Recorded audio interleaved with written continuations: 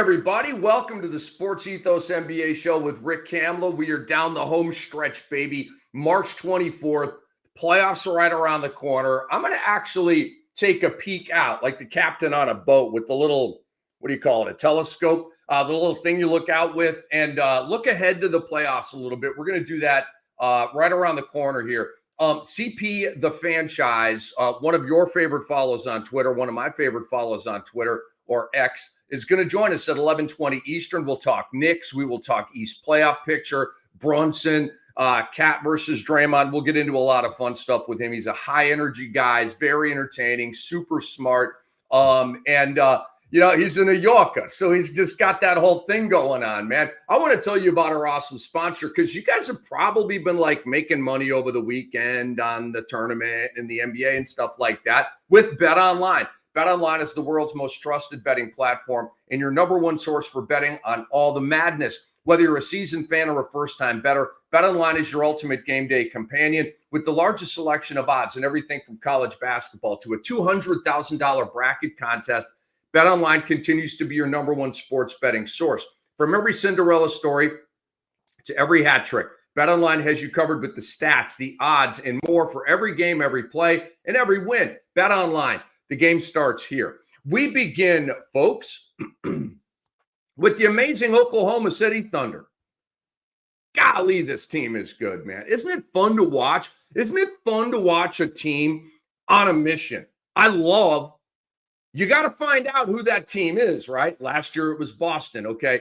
We've had other teams on a mission throughout NBA history. San Antonio coming off of the Ray Allen game when they lost that finals. They came back the next year. They were 82-0. Yes, that's a joke. You get the point. But this year, OKC has that look, that on a mission look. Cleveland does not. Cleveland's really freaking good. They don't give me that vibe. OKC gives me that vibe. And it's proven to be extremely powerful and championship worthy over the years. So OKC gets another win last night, all right? Game of the day for me in the NBA was OKC at the Clippers. Another win for the Thunder. Doesn't matter who's in the lineup. Doesn't matter where the game is. It doesn't matter who they're playing. They just win, okay? They usually dominate by 25. They won by 2 points yesterday. I was impressed, okay? Shorthanded, no Chet Holmgren, no Jalen Williams. They did get Lou Dort back, which is obviously very helpful, and they went in and won. They're 59-12, 28-7 on the road, which does not make sense. SGA had a horrible shooting game. The Clippers put a blanket on him, and he was just off, but he had 26 points. The key to the game was 31 bench points from Jalen Williams, the other one, and Andrew Wiggins. 31 combined points for those two guys. Because you look at the box score and watch the game, OKC's starting five didn't kill it. They were okay, but it was Williams and Wiggins off the bench that made the huge difference. And so every game it's like that. It'll be a Wiggins game. It'll be a Caruso game. Who had a good game yesterday. It'll be a Case and Wallace game. Hartenstein will flirt with a triple-double. They just got answers, man. They got dudes on their third unit, their stay ready group, that are really good ball players that have no shot. Remember the draft pick? What's his name? Topic. Andre will correct me on that, being the international basketball savant that he is. But he had the torn ACL. It's a rehab year for him. This guy's a badass, okay? Like, just waiting in the wings, just over there, backstage, like in the musical sense, sipping on a brew right now, just watching the show. Yeah, SGA, you're pretty cool. Like, 2-3 years out, he may be a part of the plan. But they got layers on layers on layers, man. So I want to talk about the Clippers for a quick second. It's not like they suck. I mean, they're winning. They're like, 8-3 in their last 11 or something like that. But they've been winning. They obviously lost this one. They had a 4 or 5 game winning streak coming in. So I'm not like, the Clippers have all these crazy problems. But they have a Norman Powell problem. They got to get him back. And I'm not putting anything on Norman Powell. Like, you stink or whatever. It's just I'm calling it at what it is. Last 4 games, because he obviously doesn't stink. He was an all-star bubble guy. But in 4 games since returning from that knee injury, which kept him out for a while, he's gone 7 points, 11 points, 14 points, and then 9 yesterday on 4 of 12. That ain't going to get it done. The Clippers were in the running for a top 4 spot, right? And the Norman Powell injury is what really sapped that and dropped them down. So they got to get Norman Powell back to a very high level. And I don't know when that's going to happen, but it's got to happen. The playoffs are right around the corner. We know that James Harden is going to shrink, whether it's in a play-in tournament scenario, whether it's in, a regular playoff series. He's going to melt. Okay, so they have to have Norman Powell clicking at 20 to 25 for it to work. Guys, I've said it once and I'm going to say it again. OKC is winning it all this year. They're the most dominant team in the league. They're the best team in the league. They've got this chip on their shoulder because they're on a mission. They recently made history, claiming the number 1 seed. And the 2 youngest teams in NBA history to finish as a number 1 seed are last year's Thunder team and this year's Thunder team. It's insane how well they're set up. I mean, look, they have not made the finals. They haven't won a finals, but they are set up for sustained success. And I won't play the D word on you here because they haven't even won a championship yet. But they're set up for sustained success. They've got all these draft picks, and you all know that. If the playoffs started today, let's look at the East. In the East, it would be Cleveland against Orlando. They played last year. Orlando was feisty, but Orlando's not going to have Jalen Suggs. And Orlando's going to be very easy work for Cleveland, probably a 4-1. Again, like we're 3 weeks out from the playoffs, just taking a look. Because I think this is kind of fun. And these matchups could change, but we may make this a weekly staple here as we move forward. The NBA regular season is it is what it is. We're kind of limping to the finish line here, right? So Cleveland, Orlando, I think the Cavs would get out of that series pretty easily here. Boston would play Atlanta, and that's fun because it brings up Neek and Bird. It brings up, look, it's not like they play every year, but Atlanta and Boston have played a lot in the playoffs. And I know this because I lived in Atlanta 11 years. I did 7 years on 92.9 The Game, the home of the Hawks. And I really understand this whole situation. Atlanta gets way up for a Boston series. Boston is like, that's Atlanta. Okay, I know this to be true. So, and I'm not saying the players feel that way like the media does, the fans do. Like up in Boston, they're not fearing it. Atlanta, give me a break. There'll be brooms and the whole thing, right? And I don't think it'll be like a long series without Jalen Johnson. But anyway, it'll bring up some cool history if it happens. New York and Detroit is slated right now as the 3-6 in the East if the playoffs began today. I would like the Knicks in that series. Obviously, the Brunson thing is haunting, but the Knicks have all kinds of playoff experience. The Pistons have like none that matters. Tobias has been in the playoffs. Malik Beasley's been in the playoffs. But this group has not been in the playoffs together. That's the problem. The Knicks have. And the Knicks will have home court advantage. So I would take the Knicks, maybe 6 games. I don't know. We'll see on the Brunson thing. And then old friends might be reuniting in the playoffs. The Indiana Pacers and the Milwaukee Bucks. Right now, that's your 4-5 in the East. I know. The ball thing with Giannis and James Johnson and the playing the in-season tournament matchups, and they're in the same division, and they don't like each other a lot, and that would be a hell of a series, okay? I would love to see that in the 4-5. That's a 7-gamer written all over it, okay? I would but predict the Pacers to win that series. Milwaukee's just, Dame and Giannis are just, it's just off. I'm just not like, ooh, Milwaukee. No. With Halliburton back, I am like, ooh, Indiana. And I thought they were a top 4 team in the East coming into the year. Bam. Right now, they're a top 4 team in the East. Over in the West, if the playoffs started today, you would have the Oklahoma City Thunder against the Los Angeles Clippers, the team that they just beat last night. And a team that would be very competitive. You would have the SGA Bull, all right, playing against the team that traded him so that Paul George and Kawhi Leonard could bring that thing together out there with the Clippers, all right? Obviously, the Thunder would win this series. You would have the James Harden Ball, just came to my mind, Clipper, former Thunder. But James Harden would choke miserably in that series, and the Clippers would lose. Thunder, I don't know, 5 games, something like that. You would have, if the playoffs started today, just taking a peek at this for me, for you, for everybody, okay? In the West, right now, if the playoffs began today, you would have Houston and Minnesota. How fun would that series be? The young talent all over the place. The Ant-Mans, the Jaden McDaniels, the Amen Thompsons, the Jabari Smiths, the Alpi Şengün's, the Jalen Greens. Stop it. I mean, that would be a lot of fun. Super competitive, probably go 7. I would pick the Wolves in that one, even if they don't have home court advantage because of class experience. They were in the West Finals last year with this group. Houston has not even made a playoff run together with this group. They haven't even lost a playoff series together, okay? Brand new, fresh, all right? It usually doesn't go well for those teams, especially against like a good Minnesota team. I would pick the Wolves in that one. The 3-6 right now is shaping up. If the playoffs started today, Denver and Golden State. Ooh la la.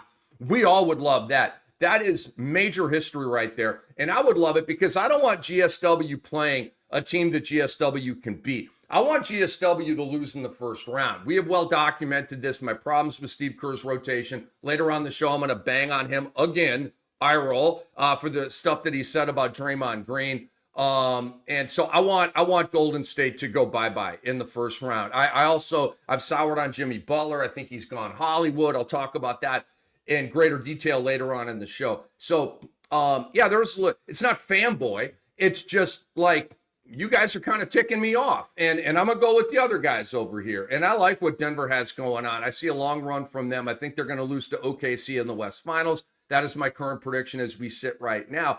So that would be the 3-6, Denver and Golden State. I know, the popcorn, the theater, be crazy. And then the 4-5 right now, if the playoffs began today, would be the Lakers and the Grizzlies. Another fantastic series, okay? Assuming Ja Morant plays, but of course he hates the game, doesn't ever want to play basketball. So that would be a hit for them. I would pick the Lakers in that one, probably in a 7-game series, but that one would go long. All right, guys, I tell you what, I'm going to get to this Jimmy Butler Miami stuff in just a little bit. I want to get to my Cammy of the week. We're going to bring on CP the Fanchise in just a little bit here.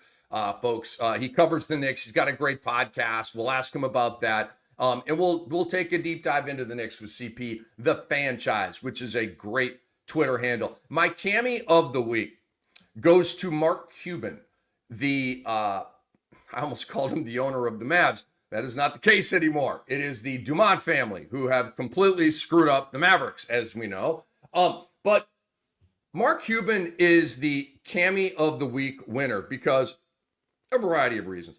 There wasn't really a team that stood out this week or a player that stood out this week. And I like to be creative with this and not necessarily, go, not necessarily go to the wood with this.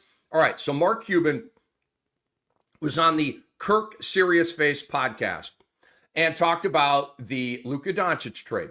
He said, if I had any influence, the trade wouldn't happen. After I sold the Mavericks, the new owner, Patrick Dumont, decided, okay, in Nico we trust, so here we are. Let me stop right there. I am so into this, and this is why Cuban's the Cammy of the week winner, because he's still with the franchise.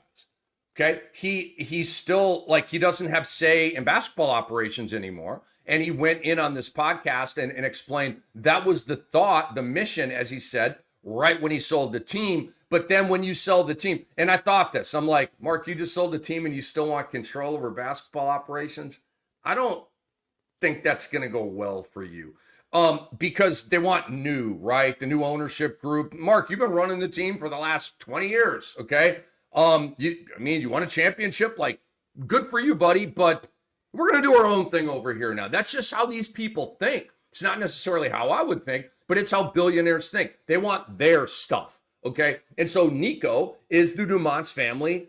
He's their guy, okay? He won in that sort of power struggle with Mark Cuban. And I don't know how messy that got or anything like that, but I love that Cuban, he's still right down there, on the baseline for home games, cheering on his team and, still like Mr. Maverick and all that kind of stuff. But he is just an employee, basically, of the team. He said he's just a fan on this podcast. So I love that he's being so real about this, because a lot of times guys lie and they're like, but this one is like, You got to pick a side on this one. You got to pick a side on this one because we're all watching.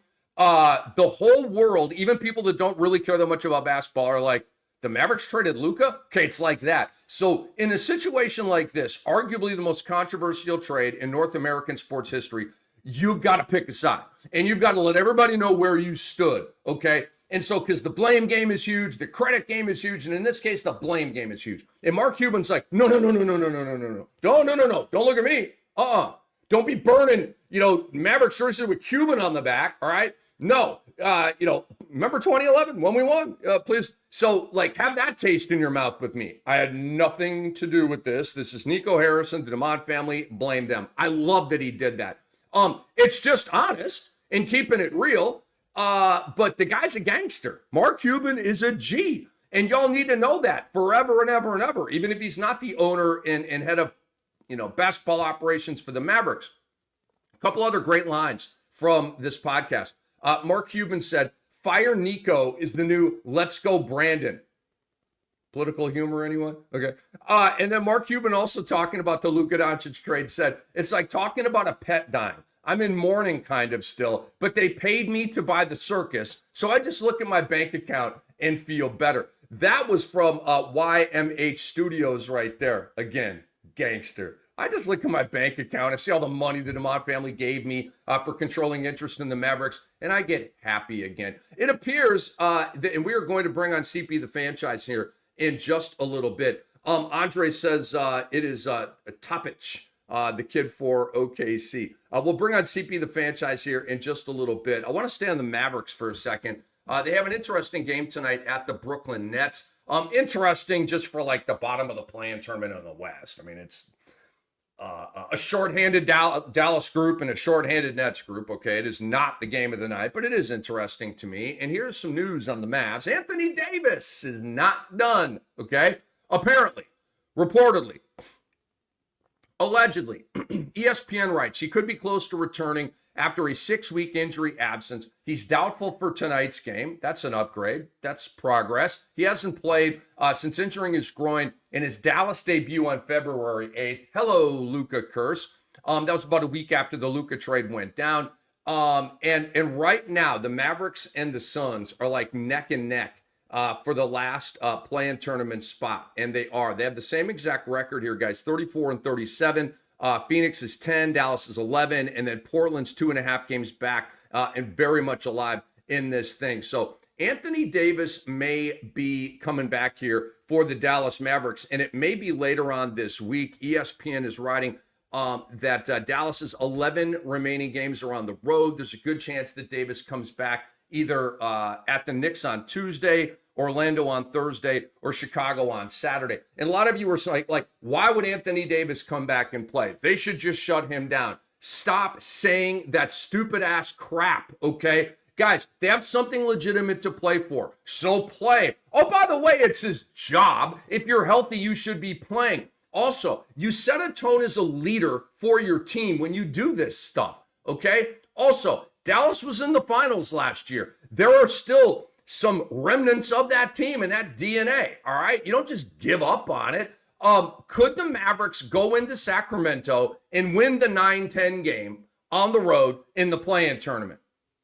They have Anthony Davis. Yes, they can go beat Sacramento. And then you're in the second play-in tournament game, and then you might actually get into a playoff series. Okay, this is why you play. So why should Anthony Davis play? It's just garbage, man. Move on with your life with a better narrative. All right, let's bring on right now CP the Fanchise, and let's talk some New York Knicks basketball. CP the Fanchise, welcome to the SportsEthos NBA show with Rick Kamla, man. How you doing?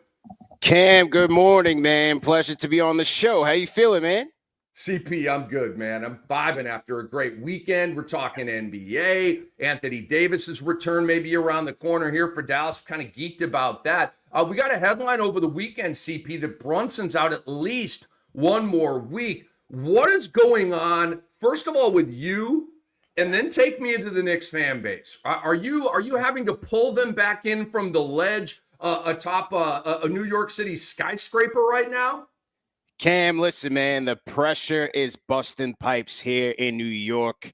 As a guy who speaks to Knicks fans on a daily basis, look, man, the expectations surrounding this team this year has risen the level here, the intensity and the pressure around the fan base. And so with the captain being out with the ankle injury and the Knicks kind of, striving to survive in his absence in the backdrop of a couple of bad losses last week. I mean, you had Mamu with the record-breaking 34 points off the bench for the Spurs. Then on the second night of a back-to-back, a tanking Charlotte Hornets team sent the Knicks packing. So it set the fan base in a tizzy, man. So good thing in the win against the Washington Wizards. You had some good play there and a surprising play by Tyler Kolek to kind of settle things down. So we'll see what happens this week. But nevertheless, the fan base it's very, very tense right now. It should be, man. It should be. By the way, me and Steve Alexander on our fantasy show, we went head-to-head over that New York-Charlotte game. He was like, I love the Knicks. I was like, no. Second of a back-to-back. Melo and Bridges are playing, and I hit him against the spread that night, CP. So CP's got an awesome podcast. He's the creator of Knicks Fan TV. He's also at Team NBA Report. He's a host on SiriusXM NBA as well. And check him out, CP at KnicksFanTV.com, and you can see all of his stuff. All right, CP, the franchise. Let's get into more of the New York Knicks here. Sure. With Karl Anthony Towns and Draymond Green. And I talked about this a lot last week. It's not new news, okay? Yeah. But since we have you on here, just where are you at with what Draymond said, being wrong about dissing Cat when there was a death to a family member, not a family member, but a friend of the family, and then the Knicks dapping Draymond afterwards. Where were you with all of that? Yeah, I went ballistic after Draymond Green came out with the classless response and comment on Karl Anthony Towns last week when, pretty much just straight up lying again about the guy. So I didn't like that. But to me, that was typical Draymond Green. I mean, the classless guy that you see on the court is a classless guy that you see off the court in the podcast sphere. Listen, we can give him all the credit in the world for his contributions on the court, the 4 rings, his mindset, his IQ on the basketball court. All of that is valid. But when it comes to actual character, he shows you who he is time and time again, whether it's on the court or off the court. And so I went out vociferously against him after that comment. And look, it was disappointing to see the Knicks not really have Towns' back after the game. I mean, starting with the head coach. You see the head coach is hugging Draymond Green. It seemed like guys were seeking him out to kind of validate him. So I didn't think optically that was, the right thing to do by the team. But Cam, you know me, man. I'm an old school guy. I came up in the 90s where after every play, you got Knicks going at the other team, rallying again for their guys. So I just came from a different era where those things weren't tolerated. But this is a new day and age. You're seeing a team might get watched by 30 points, and they're still doing jersey swaps at the end of the game. So it's just that time. Maybe these Knicks players have a stronger relationship with Draymond Green than they do with Karl Anthony Towns. But optically, it didn't look great. In that city, like you're in Charlotte, you're in Milwaukee, nobody cares. You're in New York, it's Cat, it's Draymond. You just got to be on your toes if you're Mikal Bridges, if you're OG Anunoby. You just got to know. You got to know how, I don't know. And I was going to say how Twitter's going to react. I mean, if you're a ball player, it's just about your fan base, man. And I just don't think people think about the fan base enough. Everybody wants these teams that suck to tank. And I'm like, why? They'll suck anyway. The top 3 teams in the lottery all have a 14% chance. So play Markkanen, play Ball, play Bridges. Why not? You're still at the bye. So, but all these people want to get all these stars off the court. And I, CP the franchise, am rebelling against that. And this year, successfully, because tanking has been at a minimum this year. Are your New York Knicks deep enough to make a long playoff run? Not looking so right now. But that, trades have consequences, Cam, and especially in this second apron era, when you make 2 blockbuster trades in one season. Look, the Knicks did. I understand why Leon Rose and the Knicks did that. It was kind of like a shuffling of the deck, if you will, whereas fans wanted to see it as the final pieces to really push this thing over the top right now. But it was more, let's extend the ceiling with a team that's more complementary, at least in the starting 5. But then comes the hard part of rounding out your depth. And what we're seeing here this year is that the depth just has been shaky with the additions of Cam Payne and Landry Shamet. Look, Cam, we know who these guys are. You know, Shamet, he was brought in to be a shooter. He hasn't been that guy since he's been with the Clippers. Cam Payne, this is his third team in 3 years. Like, he's an erratic shooter. Even though you need a shooting on this team, his shot selection and his decision-making have been questionable. But the issue with that, Cam, is that what Leon Rose and the Knicks did in leaving the cupboard bare, especially with the bench, you doubled down on a weakness of Tom Thibodeau, which is to play his starters at great lengths. And now he's looking at a bench that he can't trust. He's very big on trust. And so that's kind of compounded the issue where, yes, at this stage in the season, players are tired. They're physically, they're mentally worn down.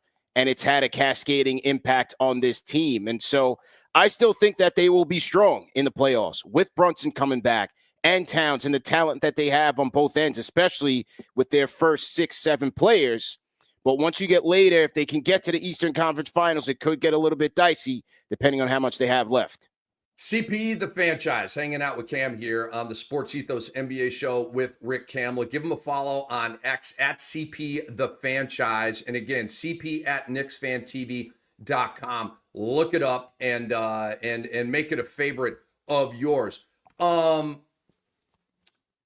let's talk. I began the show here talking about the Thunder, CP, and looked a little bit into the NBA is kind of dull right now. It's I didn't say that. I didn't say that. I didn't say it. I take it back. No, I don't take it back. So I just kind of like CP wanted to look ahead a little bit at the playoffs. And I did a little bit on if the playoffs started today, right? And it went through all of the, 1-8 and 2-7 and all that. And guess what, CP? The 3-6 in the East right now would be a very tasty, very tantalizing Detroit Pistons and New York Knicks matchup. Take me into how that would look over a 7-game series, assuming, of course, that Brundog is healthy. Yeah, well, first off, give a lot of credit to Detroit, man, and JB Bickerstaff, Trajan Langdon, what he's done to put the team together where they had the young players, but they brought in the vets. And it's the right mix this year. A lot of times they bring in the vets and they have a young team and they're still the Detroit Pistons, right? But this year they've had the right formula. I laughed at the Tobias Harris deal when I said there's only one place that's going to give him the bag, and he went back to that place. But he's been paying dividends for them. Give him credit. Tim Hardaway Jr. has been a good addition. Malik Beasley. And so those vets have been doing their thing. But Cade Cunningham, man, the superstar trajectory. He's starting to hit that now, and give him a lot of credit for sticking with this team and this organization. The fans deserve that. So I love the way that Cade is playing. He's been absolutely terrorizing the league. The addition of the younger players like Asar Thompson. I saw Ron Holland at the Summer League, and I thought this kid's got some staying power, man. He was playing like a veteran from the Summer League, and now he's paying dividends for them. So they've got a tough, gritty team, especially with Duran and Beef Stew coming off the bench with his theatrics. So I think it's going to be a physical series for the Knicks. But where I give the Knicks the edge is in the playoffs, man. It's about that star power. And I think from Brunson to Towns, the Knicks' depth in that starting five, especially offensively, I think they're going to be able to overpower the Pistons when it comes to a series. And then, Cam, I talked about Cade and his brilliance. Look, the Knicks are going to start with Mikal Bridges. They'll probably throw even a Deuce McBride, who's had experience guarding Cade Cunningham from the college days. But in the end, in the fourth quarter, Tibbs can go to his wild card defensively, and that is OG Anunoby. And that is where, to me, he's going to be making his bread and butter, his money in the playoffs when things get more physical and he becomes a beast in the playoff time. That's why I give the Knicks the edge. Awesome takes, man. Every team craves a Cade Cunningham. OKC got theirs with SGA, right? In the Paul George trade. Your boys got Jalen Brunson for a song, right? When Cuban effed that up and didn't want to pay him $4 and $55. I just gave Cuban a lot of credit, and I'll just say nobody's perfect and leave it at that. But you guys turned the corner as soon as you got that dog, that killer, that alpha, that beast, right? And so good for Detroit. They got their guy. And he's, on a max deal. He's locked in. I just love I remember draft night, CP, and I loved Cade Cunningham coming out of Okie State. Loved him. I comped him to Grant Hill. I still comp him to Grant. Not as athletic, but Yeah. stat-wise and just headiness and slithery. A lot of comparisons to Grant Hill. But on draft night, he was with, I believe, Monica McNutt, and then goes to the desk and it like does this whole car wash thing. Every single time I saw Cade Cunningham, he was talking about winning. He was talking about defense. He was talking about toughness. And like, it's all the stuff that you want to hear. And you could be thinking, it's just, players speak on draft night. But I saw the look in his eye. I was like, This dude's a killer. And we had to wait, right? A couple of years, the injuries and stuff, but good for Cade and good for Detroit. All right, take me into a theoretical CP the Fanchise playoff matchup, Knicks and Cavs. Who would you pick to win that series right now? Man, I mean, if you're going based on the regular season results, it's not looking too good. I mean, what Cleveland Cavaliers have done this year, I'll give them credit again. They made the coaching change from J.B. Bickerstaff to Kenny Atkinson, and it's been paying a lot of dividends. But what I also think for the Cavs, where you have to give them a lot of credit, Evan Mobley has also hit another level up that they need him to hit in order to meet their expectations of being a championship caliber team. Kenny Atkinson has been able to balance out the minutes. We talk about the minutes with Tibbs, the minutes for Kenny Atkinson. He says, hey, nobody's going over 30. We're going to our bench. We want to make sure that Spider Mitchell in particular is healthy when it gets into the playoffs, because the past few playoffs, he's kind of entered kind of banged up. So they've done a great job there. The trade for DeAndre Hunter, that one during the trade deadline, I said, this is major. They made their home run swing. They put the chips in the middle, and they got, to me, the NBA Sixth Man of the Year, rounding about 18 points per game off the bench for the Hawks, man. And Cam, we're in the backdrop of March Madness. I've said this is the DeAndre Hunter that a lot of fans were expecting coming out of UVA, right? Remember, like when he came out, I mean, you had comparisons to Kawhi Leonard with this guy. Now, he's not there just yet, but I mean, he's a tremendous impact player. He adds to their size, the way that they can get physical, and their depth. Cavs are going to be deep, man. They are. That's interesting. My sixth man of the year is Malik Beasley. I know people up in the Northeast are like, how could it not be Peyton Pritchard? DeAndre Hunter's been fabulous off the bench in 2 stops this year. So that's a good race, man. All right, how would you break down Knicks and Celtics right now if that one went down? Would you pick the Knicks to beat the defending champs right now with the lack of depth? With the how would you view that? I'd love to, man, but you know what? You almost got to see how the Celtics come out of the first round. If they are, peaking, if they're not peaking, if they have an injury or so, before you can even pick the Knicks, because the Celtics, number one, they're the champs. You always got to respect the champions, but the discrepancy, especially from the 3-point offense from the Celtics and the 3-point defense by the Knicks, it's hard to keep up with those guys, Cam. And that's part of the issue. What we've seen, they've outscored the Knicks so far from 3 by 80 points in the season series this year. So it's been brutal. But for the Knicks, man, for the Knicks to have a chance, and I've been saying this in every game they go into, they've got to punch first. They have to be the aggressors and try. You have to try to control the possessions against the Celtics. So that means forcing turnovers and trying to get easy points that way, controlling the boards, which I think they will improve on with the addition of Mitchell Robinson. Now, how Tom Thibodeau plays him and Karl Anthony Towns against a smaller Celtics team is going to be left to be seen. But, controlling the boards, controlling the turnovers. You can't go into Boston all loosey-goosey and just throw the ball away, because every time, if you give that Celtics team an opportunity for another possession, it's a 3-ball on your head. And before you know it, the lead goes from 10 to 15 to 20, and now you're on an uphill climb the entire night. So, listen, I'm going to give my guys a punching chance, but they've got to be able to control the possessions against this Boston team, or else it's going to be a long night. CP the Fanchise, who's your MVP? I'm going with SGA. It's his time. He deserves it. They've had the number 1 team in the West for the entire season. He is the linchpin of that OKC team. He's clutch. He's a guy, we talked about Cade Cunningham. What I love about SGA the most is that he runs his race at his pace. You can't speed him up.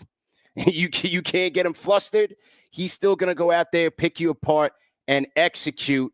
he deserves it this year, Cam. I always say, listen, with the MVP race, I know the voters want to go into the advanced analytics when it comes down to the top 3 guys. Look, of course you have to give the Joker his respect, but I think this is Cade's time. He deserves it. There's a lot that comes with the MVP in terms of the marketability, the dollars and cents. I'm going with SGA this year, man. He's proven it on the court statistically. His team's at the top of the West, and he deserves it this year. Let me check the bulge here in the West. It's 13.5 games, CP, the franchise. They lead the West by 13.5 games, okay? They have a point differential of plus 12.9. That might be the best of all time. I know Andre will correct me on that. Because I think Boston last year was around like 11 point something in differential, right? They were, and it was historic. I think it was top 5 all time. So, yeah, OKC. I mean, and then you look at this. They have a 14.5 game lead over Denver. How could Jokic win? How could he be number 1 on anybody's MVP ballot? I get it. I love the triple-double. It's my favorite stat in basketball. Magic Johnson's my favorite athlete of all time, okay? He and Chick Hearn brought me into the triple-double. I'm a huge fan. I remember a day, CP, the franchise, on NBA TV. Let me take you back to 2008, okay? All right, random night. I'm pulling this out of my ear. Tracy McGrady goes for a triple-double, right? Bro, we would change the entire stacking of the rundown for our overnight show, the NBA recap show. The entire rundown would be changed for a guy having a triple-double. Yeah. Now, the stat's been watered down greatly to me. Now it takes a 50-point game, right, to do that kind of thing and get everybody to switch how they're honoring the night before. But yeah, I just he is just phenomenal. And OKC, CP, the franchise, I believe that they are clearly ahead of everybody in the West. And so, yeah, I agree with you. SGA is my MVP. To top what Jokic is doing statistically, you have to go massive, Jordan-esque massive, and that's what SGA is doing, leading the league in scoring. So yeah, I'm loving that, man. All right, let me ask you about Defensive Player of the Year, if I may. Do you have an opinion on that?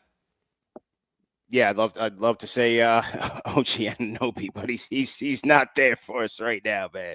I don't know who do you have in the running there. I think Dyson Daniels is the DPOY. Yeah. To me, I know Smalls. Well, he's not small, but you get it. Wings don't usually win it, right? Yeah. I see a lot of buzz for Evan Mobley. I like what he's doing. There's been a defensive progression, okay, but he's not at 2 blocks per game. He is a part of the overall Cavs machine. I wouldn't sit here right now and say, Jared Allen is incredibly important defensively. Their 5th guy that's out there with their core 4 is obviously out there to play defense. And they're a good defensive team. But to me, Dyson Daniels, what he's doing historically with the steals, and he has taken Atlanta's defense, CP, from 28th last year to 15th this year. He did that. Nobody else did that. Kamla was there. Young was there. All these guys were there. So I've just been infatuated with what Dyson Daniels has been doing, man. I have to tell you, and listen, give a lot of credit to Evan Mobley because he is a terrific player. But I think the Cavs' team defense as well certainly factors into that. For Dyson Daniels, I've seen personally, I've watched in person on TV, especially when he goes up against the Knicks, in how he neutralizes Jalen Brunson.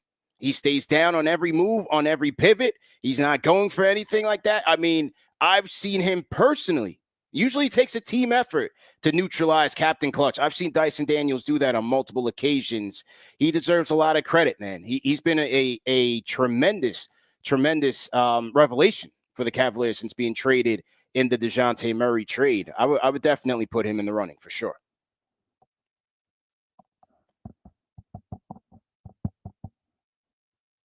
Arguably the game of the year in the NBA was that Atlanta-New York game right before the All-Star break. And you know what happened. Dyson Daniels was, and I had the sound up and I was listening to Walt Clyde that night. He was just, it wasn't like going on and on, but he was like really praising Dyson Daniels' defense. It really stood out to Clyde.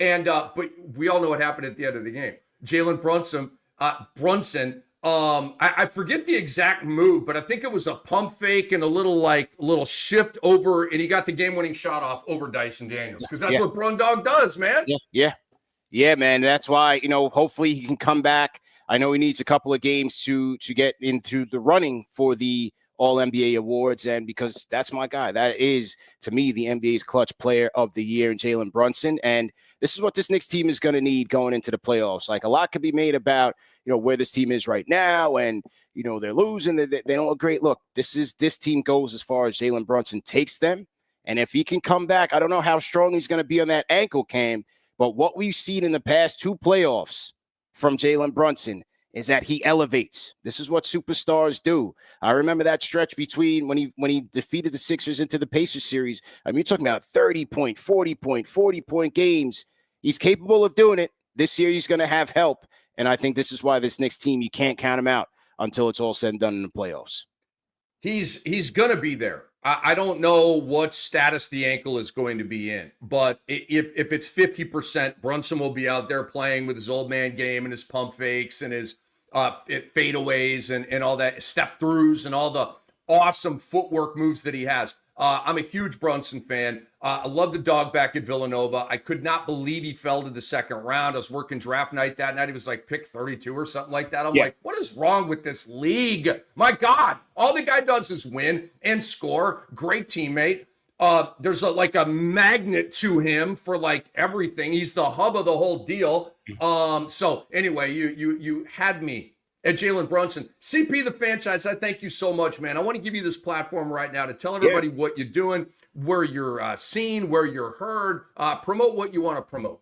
Sure. At CP the Fanchise on all social media platforms, at Knicks Fan TV on all social media platforms. Primarily, you can find us on YouTube after every Knicks game. We break it down with highlights, analysis, caller reactions. We have a number of celebrity guests that come on the show. Just last night, we had a show wrap up with the legendary Chuck D. Cam, who is a fan of yours and the like. And so, yeah, man, we just have a great time covering this team and breaking it all down. And hey, we call it a for the fans, by the fans wave.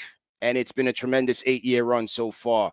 As you mentioned, I do part-time on SiriusXM NBA Radio, also SNY TV as well. But Cam, I want to be back here, man, when the playoffs start. I'm trying to get back into the flow with you, man. So big fan of yours, and hopefully we could do it again. CP, thank you so much for saying that, man. I'm a big fan of yours. And so we've had a theoretical conversation today. When we know, we'll have you back on and we'll talk about these playoffs, because we're going to run this show through the playoffs and beyond. But CP, really appreciate you, man. Be well. Keep kicking ass with the podcast and all that you're doing with all of your stops. And we'll talk soon. Anytime you need me, man, I'm here, man. Thanks again. Have a great week. You too, man. CP the Fanchise. All right, folks. When we conclude the interview, we get into Rick's rant. It's kind of the flow of the show. And I have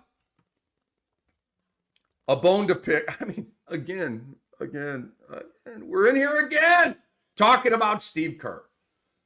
Once upon a time, Steve Kerr could do no wrong. The guy walked on water, okay, winning championships, and you've got this amazing system of share the ball and ball movement, man movement. Kevin Durant wanted to go play there because of the damn system, okay? Where everybody shares the ball, it's going to be a fun way to play basketball. It's what Kevin Durant said on his way to Golden State. Printing championships, very likable guy. I mean, I worked with Kurt Turner Sports for a minute, okay? I had conversations with him. He's a great guy. What can I say? But it's just gone the wrong way, okay? It has. Steve Kerr must be stopped. Not coaching, but some of the stuff he says, some of the decisions he makes are just so bad. Guys, he said, Dalton Johnson put this out about Draymond Green. He's the best defender I've ever seen. Steve Kerr said that about Draymond Green. How? Why? Why would you say something so stupid and factually incorrect? Steve Kerr played and won championships with Scottie Pippen and Michael Jordan. Hello? What is wrong with you? Michael Jordan and Scottie Pippen were way better defensively than Draymond Green is. And I am on record many, many years back Draymond Green's a first ballot Hall of Famer. Draymond Green's one of the best defensive players of all time. Draymond Green's one of the best glue guys of all time. Draymond Green's one of the best winners and leaders of all time. Okay? I'm on record with all of that. I still believe all of that. But he's not a better defender than Michael Jordan or Scottie Pippen. He's not. Why would you say that? Like, if Steve Kerr did not play with Michael and Scottie, and he wanted to say something stupid and player aggrandizing like this, it would make more sense because you didn't play with those guys, right? Like, you should just know as a basketball guy that Jordan and Pippen, like, and there's been Hakeem Olajuwon, way better defensive player than Draymond Green, okay? And Kerr played against Hakeem. Kerr played on like 15 teams. He might have actually played with the Dream. I don't have that in front of me right now. Probably not. You get my point? Why are you gassing up Draymond Green? Why? You don't need to. You don't need to say something stupid like this. By the way, Dennis Rodman, better defender than Draymond Green. And Kerr didn't bring him up either. Like, what? Why do you need to gas up Draymond like this? Old school coaches, they don't really like giving players flowers. Probably a 2025 thing, right? And I'm saying there's a blend between, the guy scored 50 and the coaches out there, yeah, well, he missed 2 defensive assignments. I'm not looking for that either, all right? But at the same time, like, stop the madness, bro. Draymond's the best defender I've ever seen. Like, I want to make a gesture right now, but it's a family show, so I won't. But I'll just do this. Oh, like vomit. It's so gross. It's just icky. It is.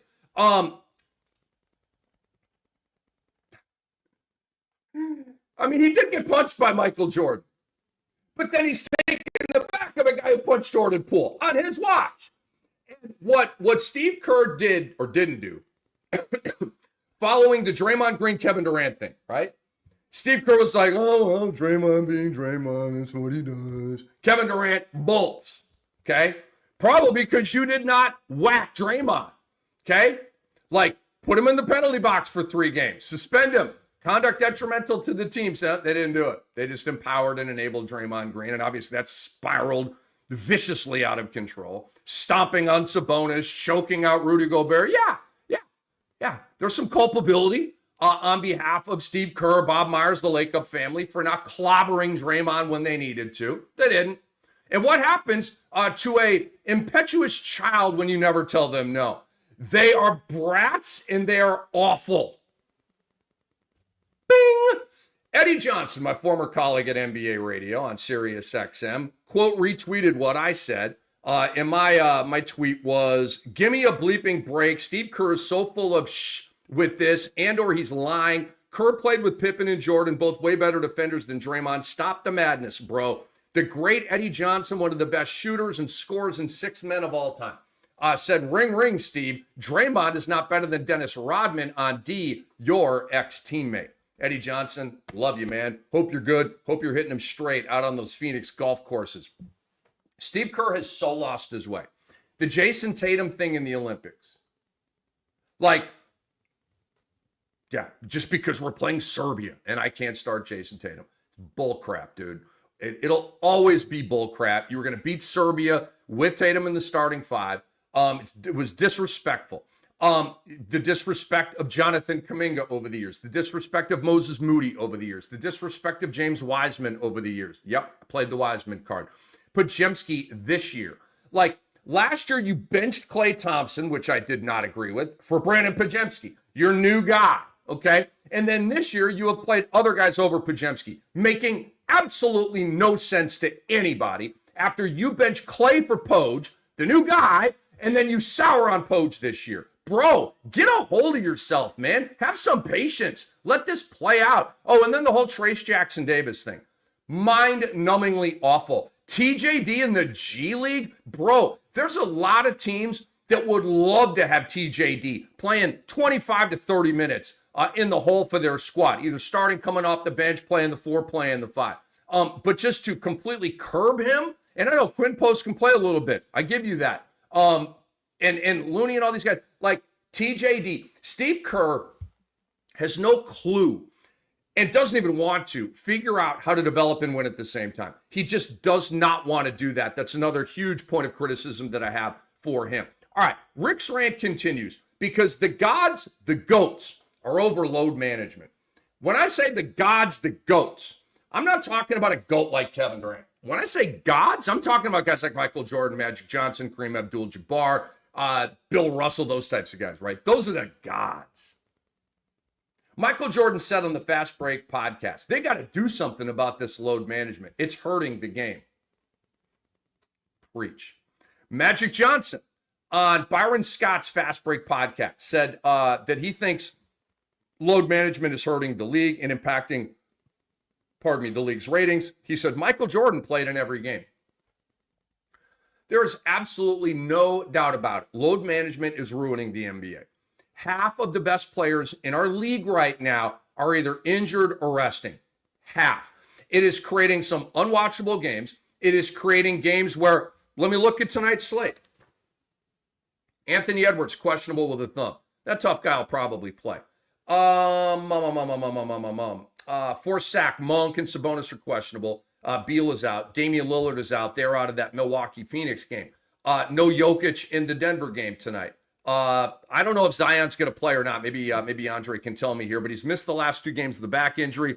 And I checked all the stuff before I came on here, and I don't know about that. So, I mean, tonight's slate, Minnesota, Indiana, Lakers, Magic, Toronto, Washington, Dallas, Brooklyn, Philly, New Orleans, Chicago, Denver, Milwaukee, Phoenix, Boston, Sacramento. Nobody is sending that slate to the Hall of Fame, people, okay? And so, but if we had our guys on the court, if Lillard was playing, if Beal were playing, and some of these guys are injured, some of these guys are resting.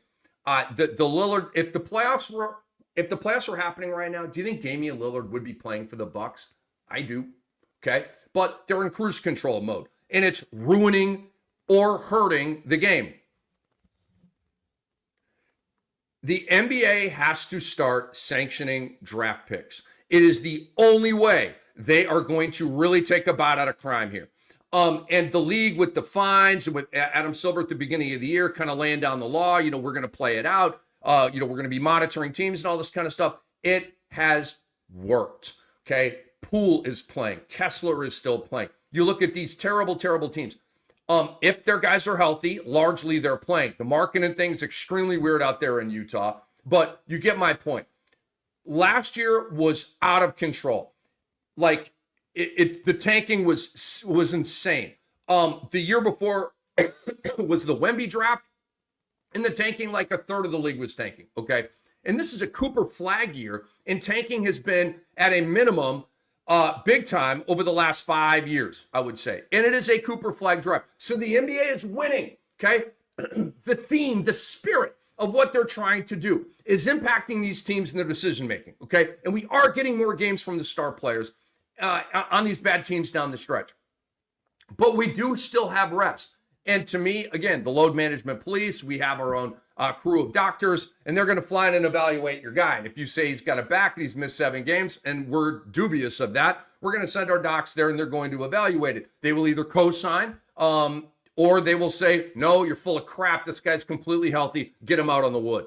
And if you do not want to then comply with that plan, we're taking your draft picks away. It's the only way that they're really, really going to get a huge win and fully turn the tide here on all this resting and all this load management. All right, guys, it is the NBA show, SportsEthos NBA show with Rick Kamla. How y'all doing? A couple other things here before we get out of here. I got to talk about Jimmy Butler returning to Miami for the first time. This is coming up tomorrow. This is a huge story in the NBA, obviously. And Jimmy Butler shrugged off his first return to Miami, okay? This isn't the Jimmy of 2 or 3 years ago. I think that dude's dead. I don't know. It doesn't seem like he's coming back.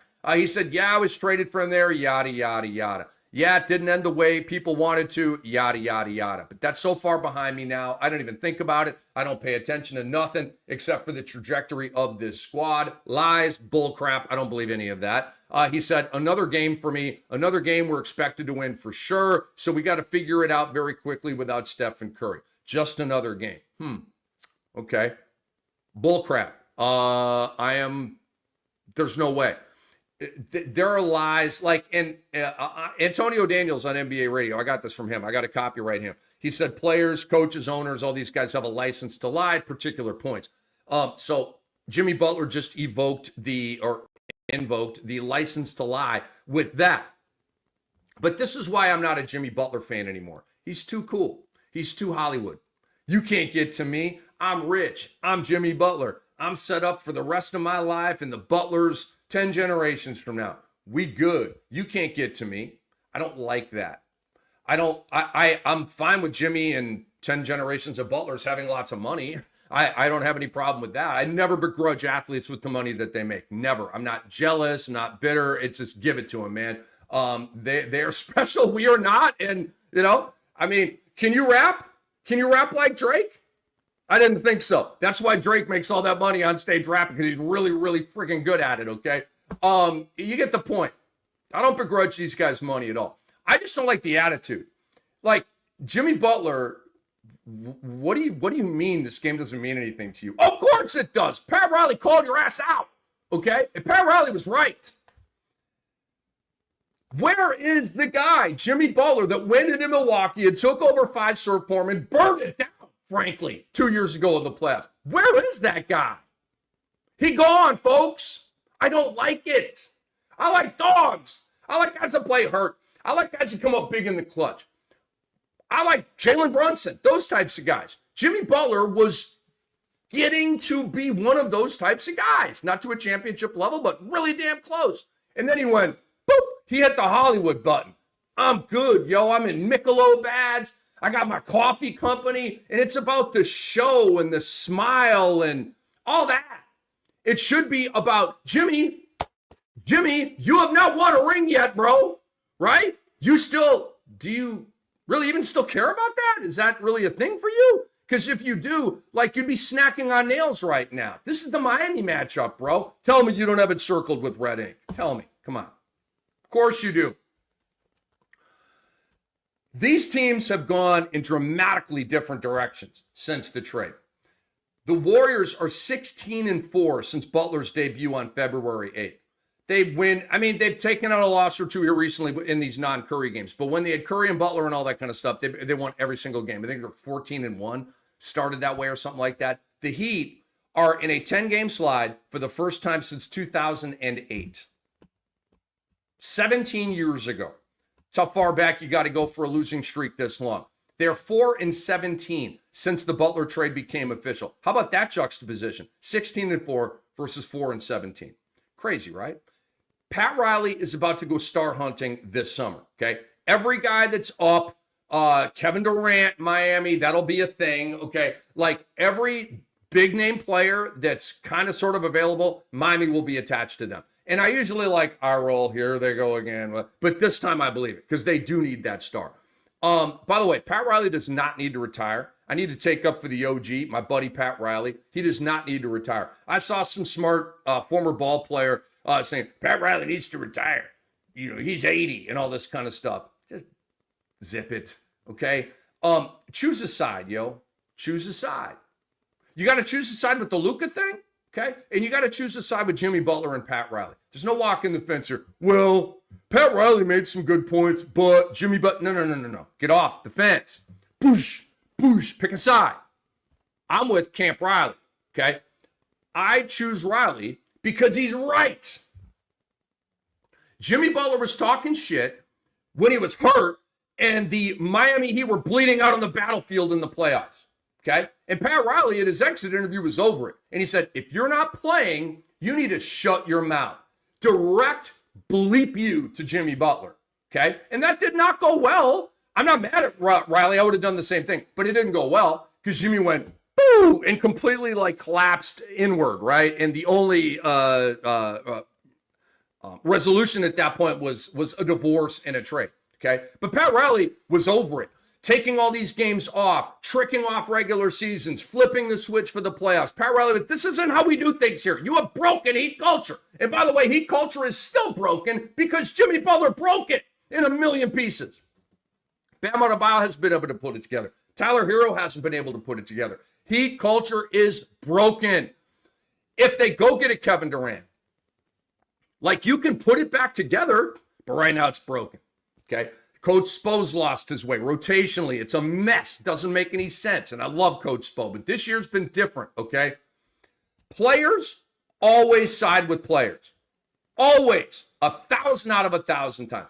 It doesn't matter how wrong the player is and how right the coach or the GM is. Ball players stick together, understandably, but a lot of times they're wrong about that, in my opinion. And the ball player that said, Pat Riley should retire is obviously siding with Jimmy Butler, show this man his money, blah, blah, blah. Play the games. Play more than 45 damn games and I'll show you the money. That's what Pat Riley is saying. But these ball players don't look at that. It's, if I said, dude, he played 45 games. You really want to max him out? Yeah, he's Jimmy Butler. He made 2 finals runs. It's like, you're looking at the wrong stuff here. Check this out as well. These teams are a perfect juxtaposition of one another. Coming into Tuesday nights, just another game. Golden State is 41-30. Miami is 30-41. How about that? Perfectly opposite records. Oh, by the way, it's the Andrew Wiggins Bowl as well. Remember him? He's been really good. Had 2 fabulous games over the weekend. And he's been largely killing it since he went to Miami. You might want to think about a point prop over for Andrew Wiggins on Tuesday night. Just saying. Me and Dr. Ray will be on the fantasy side talking about that on Tuesday morning. And then Stephen Curry. Golden State's got to get him back.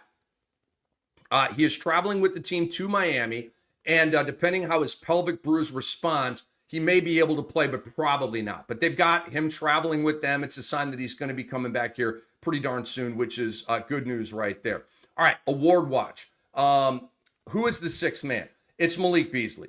And me and CP, the Fanchise, talked about that a little bit. Here's the tail of the tape right now, guys. Beasley's PRA is 16-3-2. Peyton Pritchard, 14-4-3. Pritchard, a little bit of an advantage there, although Beasley's a higher scorer, which maybe mitigates it. Beasley's at 1 steal per game. Pritchard's at 0.9 steals per game. Slight advantage for Bees. 0.422 from 3 for Beasley. 0.418 from 3 for Pritchard. Slight edge to Beasley. Threes per game. 3.9 for Beasley. 3.3 for Pritchard. Edge to Beasley. Beasley's 3rd in the NBA in threes made per game behind only Steph and Ant-Man, okay? Beasley is tied for the league lead with 72 games played. Has not missed a game this year, if I'm not mistaken. And 28 minutes per game. Okay. Pritchard, super dependable as well. 70 games played, 28 minutes per game. Guys, statistically, Malik Beasley has a little bit of an advantage over Peyton Pritchard. A little bit. The stats are super close. Edge to Beasley. And then you look at the bigger picture. Malik Beasley is doing more historic stuff, okay? I believe he's number 2 in threes made overall for the season behind Ant-Man. That's pretty historic for a guy coming off the bench playing 20. I mean, seriously, has a guy in the running for the 6-man award ever had the 2nd most threes made in an NBA season? I would like to know that. I don't think that's ever happened before. Maybe it has. But if it has, it hasn't happened very often. I can tell you that. Malik Beasley has had a greater impact on winning than Peyton Pritchard. Check this out, okay? Stop what you're doing and listen, because this may flip you on who you think the 6th man of the year is. Malik Beasley is either the 3rd or 4th most important Piston. You have Cade Cunningham, Jalen Duren, and then you have Tobias Harris and Malik Beasley. And I think it's very blended who's the most important guy there, 3rd or 4th. Let's go to Boston. Peyton Pritchard is either the 6th or 7th most important player on the Boston Celtics. You have Porzingis, Tatum, Brown, White, Holiday, Horford, Pritchard. 6th or 7th most important player on his team, or the 3rd or 4th most important player on his team. Hello. Guys, Peyton Pritchard does not have a stat advantage. You cannot hang your hat on that. Oh, well, Pritchard's got better stats. No, the F he doesn't. Okay, so what do you say back to me now for Peyton Pritchard? How can you tell me Peyton Pritchard is the 6th man of the year over Malik Beasley, other than, well, he got off to a great start and I put my damn opinion to bed on 6th man of the year in December, okay, which is bull crap, but that would be something, okay, yeah, I guess, because if you are with me and you have been with this race the whole season, how could you tell me right now that Peyton Pritchard is the 6th man of the year over Malik Beasley, other than you just fanning out on Peyton Pritchard and being a Boston guy or girl? If you are objective, there can be no other conclusion here. Better stats, more significance to his team. He's performing historically. Peyton Pritchard is not. Pritchard's just having a good year. Stop it. Malik Beasley is the 6th man of the year. All right. I got a couple more things here. I got a Cam Goodie for you and a little promo. This is still under construction as we get into a Cam Goodie for you. I'm going to have a WNBA show. And again, huge thanks to Aaron Bruski and Andre Lemouche setting me up with this amazing platform here on SportsEthos. We are going to have a WNBA show, okay? Let me reiterate. Only a WNBA show. We are not blending it. It will not be an NBA show with some WNBA at the back end. It will be, 45 minutes to an hour, like whatever that looks like, of WNBA content from your boy Cam, okay? I'm locked in on this league. I have been for years, covering it NBA TV back in the day. I called WNBA playoff games for WNBA TV back in the day. I've been locked on this league for a long time. There's not a Caitlin Clark thing going on here with your boy Cam. I mean, I love her, but I've been locked in on this league for a long time. Last year in WNBA fantasy, I won 3 out of the 4 leagues, got the chip, and lost that 4th league by literally a couple of hairs on my chin. I know this league. So I'm really excited about this show. And we'll have details to come, when we're doing it, how often we're doing it, how long the episodes will be, all that kind of stuff. But I just want to let you know, we got a WNBA show coming up around the corner. We are inside of 2 months to the beginning of the season. It's like 7 weeks out. The season begins. Caitlin Clark. I saw this over the weekend on Clutch Points, and I thought it was cool. She is going to have more nationally televised games than the top viewed NBA teams. So the WNBA is going up to 44 games this year. That's an all-time high. The Fever are going to have 41 games out of the 44 on national TV. Think about that for a minute. 41 of 44. Boom. Caitlin Clark's on national TV. Okay. That's insanity. But it's also smart because just because I've been with the W for a long time, there are a ton of people who are now a W fan because of Caitlin Clark. Okay. And don't forget about Angel Reese. Don't forget about my homie in Chicago. I love Angel Reese. Huge fan of Angel Reese. She's a dog, man. And eventually she's going to get that team winning. Indiana has made fortifications this offseason, and they are coming for the money, okay? They look to me like they're going to be a top 4 team in the WNBA. So I'm very excited about the Fever's trajectory. They're making power moves here to get to the top of the league, and they've got an absolute badass in Caitlin Clark. By comparison, the Lakers played 39 nationally televised games this year. The Warriors 36, Celtics and Knicks at 34, Mavericks at 30, okay? And the Fever are at 41 of the 44 games. The Caitlin Clark effect, this just in. I got a shout out before I get out. My shout out is for Amen Thompson. I love Amen Thompson. I will soon be firing up an Amen Thompson jersey, I believe. I live down here in Florida, and I wear jerseys everywhere I go, almost everywhere I go. And so I kind of collect them a little bit. But they're apparel for me. So I love Amen Thompson, all right? Friday. Amen Thompson missed 6 games with a, I don't even see what the injury was here. Some kind of soft tissue injury. Ankle, I think it was. I don't remember. Missed 6 games. Came back on Friday. Why did he come back on Friday? The Miami Heat and Tyler Hero. Oh, you remember when he body slammed Tyler Hero earlier this year? You remember that? And he was saying, that's what happens. Star players get pissed when they're doing nothing on the court, and he lashed out. Because Amen Thompson put him in a box. He put him in a box, yo. And so I love that Amen Thompson, he probably could have come back for the game before, probably could have waited and come back for the game after, but no. We got Hero in Miami tonight. I'm going to go out there and get him again. He had 18 points, 9 boards, 5 assists, 7 steals. Oh, my God. And a block. Love me some Amen Thompson. Piece of Tyler Hero. I want that. And he just shoot him up and spit him out. I love it. 7 steals. bro. And he body slammed him. I love it. I love you for watching the Sports Ethos NBA show with Rick Kamla. Huge thanks to CP the Fanchise for stopping by. That was an absolute blast. Got a couple of reminders before we get out of here, guys and girls. Let me go over to my other rundown for this. Give me just a quick second. I want you guys to go to your favorite app store and download the Sports Ethos app. It's absolutely brilliant. Player blurbs on NBA, NFL, Major League Baseball. They're going to help you win. You just scroll through. It's super easy and convenient for you. Please subscribe to the Fantasy NBA Today podcast. Please subscribe to the Sports Ethos NBA show with Rick Kamla podcast. Leave us a 5-star review if you enjoy our work. Subscribe to the Sports Ethos YouTube channel. Give this video a thumbs up, and also go to sportsethos.com. Check out all our great content out there, including our MLB draft guide. Opening day is Thursday. Draft season is hot right now, so get up to speed and win your baseball league as well. For Andre Lemouche and for all of you for watching, and I appreciate you so much, I'm Rick Kamla. We'll see you next Monday at 11 a.m. Eastern Time for the Sports Ethos NBA show with Rick Kamla. This episode was brought to you by Bet Online. See you soon.